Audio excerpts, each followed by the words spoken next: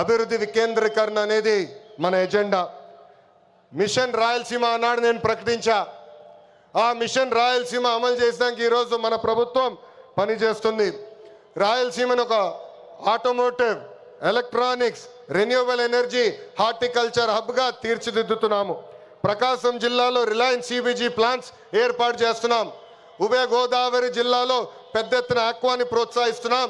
ఏకంగా ఉత్తరాంధ్రలో IT, pharma, medical equipment తయారీ, ఏకంగా భారతదేశంలోనే అతిపెద్ద స్టీల్ ప్లాంట్ ఆసిలర్ మిత్తల్ ప్లాంట్ కూడా మనం తీసుకొస్తాం జరిగింది. గడిచిన 11 నెలల్లో 8.5 లక్షల కోట్ల విలువైన పెట్టుబడి, తద్వారా 6 లక్షల మందికి ఉద్యోగాలు కల్పించే దిశగా మన ప్రభుత్వం ఒప్పందాలు కుదుర్చుకుంది. ఇంకా తెలుగుదేశం పార్టీలో మా కార్యకర్తలే అధినేత. దేశంలో ఏ పార్టీ ఇవ్వని గౌరవం తెలుగుదేశం పార్టీ కార్యకర్తలకి ఇస్తుంది. దేశంలో ఏ పార్టీకి 1 కోటి మంది సభ్యులు లేరు.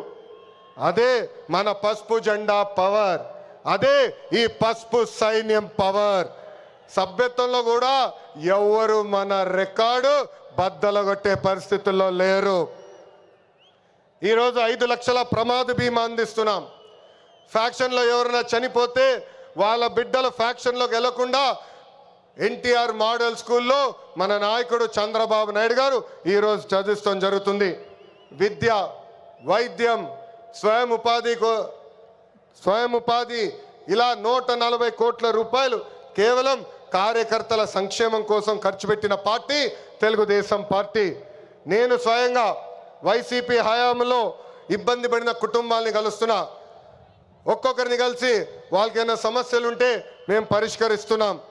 అంతేకాదు మన అధినేత చంద్రబాబు నాయుడు గారు కానీ నేను జిల్లాకు వచ్చినప్పుడు ప్రభుత్వ కార్యక్రమానికి వెళ్ళే ముందల ఆనాడు మేము ఇచ్చిన హామీ మేరకు ముందల ఉత్తమ కార్యకర్తలు కలిసిన తర్వాతనే ప్రభుత్వ కార్యక్రమాలకి మేము వెళ్తాం జరుగుతుంది. నేను సీనియర్ని, జూనియర్ని సమానం గౌరవిస్తా, కానీ పనిచేసే వాళ్ళని ప్రోత్సహిస్తా. ప్రతి కార్యక్రమంలో కార్యకర్తలు భాగస్వామ్యం అవ్వాలి, కలిసికట్టుగా పనిచేయాలి. మన చేస్తున్న సంక్షేమ అభివృద్ధి కార్యక్రమాలు ప్రజల్లోకి తీసుకురావాల్సిన అవసరం చాలా ఉంది. ఇక్కడున్న ఎంతోమంది మన అధ్యక్షుడు వారు చంద్రబాబు నాయుడు గారిని కలిశారు, నన్ను కూడా కలిశారు. పాదయాత్రలో లక్షలాది మంది నాతో ఏకంగా ఫోటోలు దిగారు. ఈ సభాముఖంగా వైకాపా కార్యకర్తలు ఆలోచించమంటున్నా, ఏనాడైనా మీ నాయకుడు మిమ్మల్ని కలిశాడా? ఏనాడైనా మీ నాయకుడు మీతో ఫోటో దిగారా? అధికారంలో ఎందుకో ఇప్పుడు ప్రతిపక్షంలో కూడా తాడేపల్లి కొంపకెళ్తే no entry, palace doors closed అని చెప్పే పరిస్థితికి వచ్చారు. గౌరవ ముఖ్యమంత్రి చంద్రబాబు నాయుడు గారు, గౌరవ ఉప ముఖ్యమంత్రి పవన్ అన్న కలిసి రాష్ట్రాన్ని అన్ని రకాలుగా అభివృద్ధి చేస్తున్నారు. గౌరవ ప్రధానమంత్రి గారు రాష్ట్రానికి పూర్తిగా సహకారం అందిస్తున్నారు. ఏకంగా ఆంధ్ర రాష్ట్ర ప్రజలు కోరిన అన్ని కోరికలు ఈరోజు గౌరవ ప్రధానమంత్రి గారు తీర్చుతున్నారు.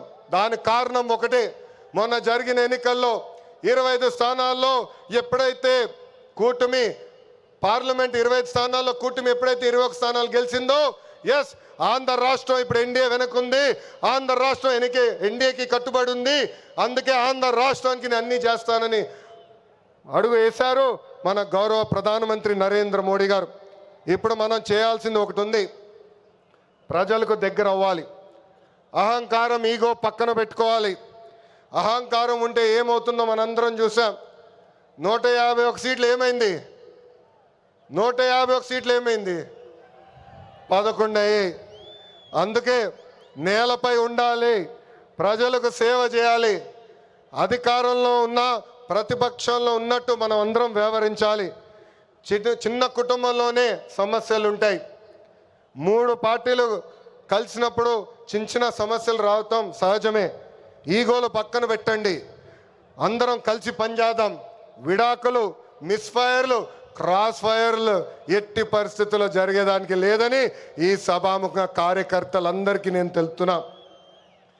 ఈ మహానాడు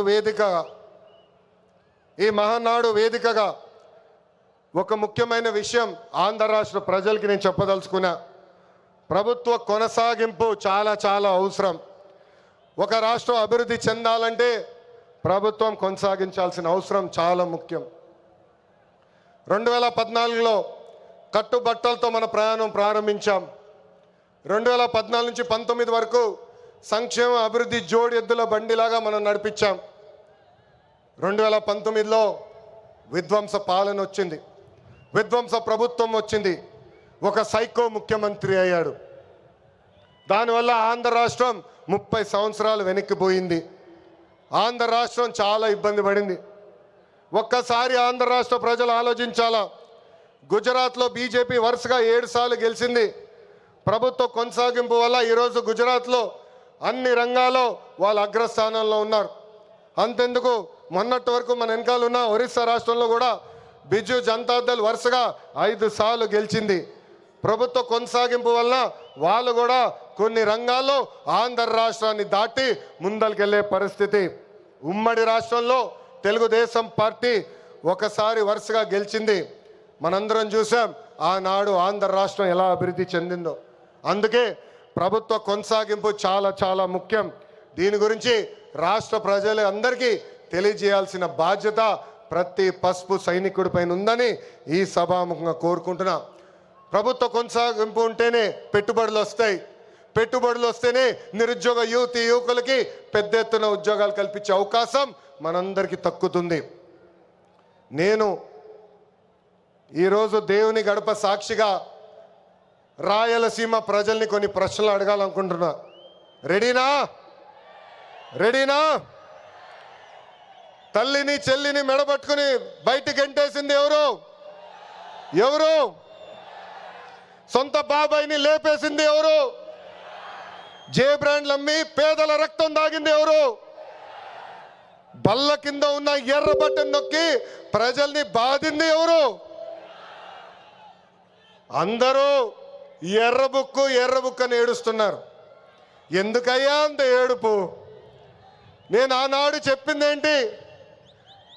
ఎవరైతే చట్టాన్ని ఉల్లంఘించి ప్రజల్ని కార్యకర్తలు ఇబ్బంది పెట్టారో చట్టపరంగా వాళ్ళపైన యాక్షన్ తీసుకుంటానని నేను చెప్పా. ఈరోజు ఎర్ర బుక్ కాదు కదా, ఎర్ర రంగు చూస్తేనే వణికిపోయే పరిస్థితి వస్తుంది. ఎర్ర బుక్ అంటే ఒకడికి గుండుపోటు వచ్చింది. ఎర్ర బుక్ అంటేనే ఒకడు బాత్రూంలో కాలు జారి చెయ్యి ఎర్రగొట్టుకున్నాడు. ఇంకొకడు ఏమయ్యాడో మీ అందరికీ తెలుసు. అర్థమైందా రాజా? అర్థమైందా రాజా? సమాజమే దేవాలయం, ప్రజలే దేవుళ్ళు అన్నారు అన్న ఎన్టీఆర్. అందుకే మనం 6 శాసనాలు ప్రకటించాం. తెలుగు జాతి విశ్వఖ్యాతి, స్త్రీ శక్తి, యువగలం, పేదల సేవల్లో సోషల్ రీఇంజనీరింగ్, అన్నదాతకు అండగా కార్యకర్తలే అధినేత. పాలిట్ బ్యూరో సభ్యుల దగ్గర నుంచి, వేదికమైన పెద్దల దగ్గర నుంచి ఇక్కడున్న కార్యకర్తల వరకు ఈ 6 శాసనాలు మన శ్వాసగా బతకాలని ఈ సభాముఖంగా మిమ్మల్ని అందరినీ కోరుకుంటూ, మనకి ప్రజలు ముఖ్యం, వాళ్ళ ఆనందం వాళ్ళ సంతోషం ముఖ్యం. అహర్నిశలు కష్టపడాలా, వాళ్ళకి అందుబాటులో ఉండాలా. తిరిగి 2029లో మళ్ళీ కూటమి ప్రభుత్వాన్ని గెలిపించాలని ఈ సభాముఖంగా కార్యకర్తలందరూ తెలుపుకుంటూ, ఎప్పుడు మా ఇంటి తలుపు మీకోసం తెరుచుంటాయి. నేను మొన్నే చెప్పా, గ్రామ పార్టీలో ఏమైనా సమస్య ఉంటే మండల్ పార్టీని కలవాలి, మండల్ పార్టీలో సమస్య ఉంటే నియోజకవర్గ కమిటీని కలవాలి, వాళ్ళకి సమస్య ఉంటే ఏకంగా జిల్లా కమిటీ కలవాలి. వాళ్ళు కూడా సమస్య పరిష్కారం కాకపోతే ఎప్పుడు నవ్వుతున్న మన అధ్యక్షుల వారు పల్లా శ్రీనివాస్ గారిని కలవాలి. ఆయన వల్ల కూడా అయిపోతే మీ లోకేష్ మీకు అండగా నిలబడతారు. మీ సమస్య పరిష్కరించే బాధ్యత నేను తీసుకుంటానని పసుపు సైన్యానికి ఈ సభాముఖంగా నేను హామీ ఇస్తూ, ఈరోజు గౌరవ ముఖ్యమంత్రి గారు చంద్రబాబు నాయుడు గారు వేదిక పైన వచ్చినప్పుడు ఒక పాట పెట్టారు. ఆ క్షణంలో నాకు చాలా బాధ వేసింది.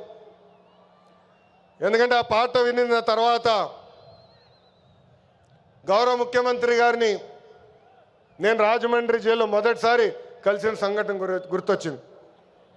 చాలా బాధ వేసింది. ప్రజల కోసం ఆయన జీవితం ఆల్మోస్ట్ పోయింది. అక్టోబర్లో 2003 బాంబ్ బ్లాస్ట్లో నక్సలైట్లు ఆయన పైన దాడి చేశారు. నాడు నేడు ఎప్పుడు ఆయన ప్రజల గురించి, ప్రజల భవిష్యత్తు గురించి ఆలోచించే వ్యక్తి. అలాంటి వ్యక్తికి ఎందుకు దేవుడు ఆనాడు ఈ పరీక్ష ఇచ్చాడా అనుకున్నా. ఇప్పుడు అర్థమైంది. తెలుగు ప్రజలు తిరిగి చంద్రబాబు నాయుడు గారు వెనక నిలబడేదానికి దేవుడు మనందరికి ఒక పరీక్ష పెట్టాడు. ఆ పరీక్ష జయించాను. అందుకే ఈ రాయలసీమ గడ్డ తెలుగుదేశం పార్టీ అడ్డ అని తెలుపుకుంటూ నాకు ఇంత అద్భుతమైన అవకాశం ఇచ్చిన ఈ పసుపు సైన్యానికి పేరు పేరున నా హృదయపూర్వక ధన్యవాదాలు తెలుపుకుంటూ మీ అందరి దగ్గర నుంచి సెలవు తీసుకుంటున్నా. జోహార్ అన్న ఎన్టీఆర్, జోహార్ అన్న ఎన్టీఆర్. చంద్రబాబు నాయుడు గారి నాయకత్వం, చంద్రబాబు నాయుడు గారి నాయకత్వం.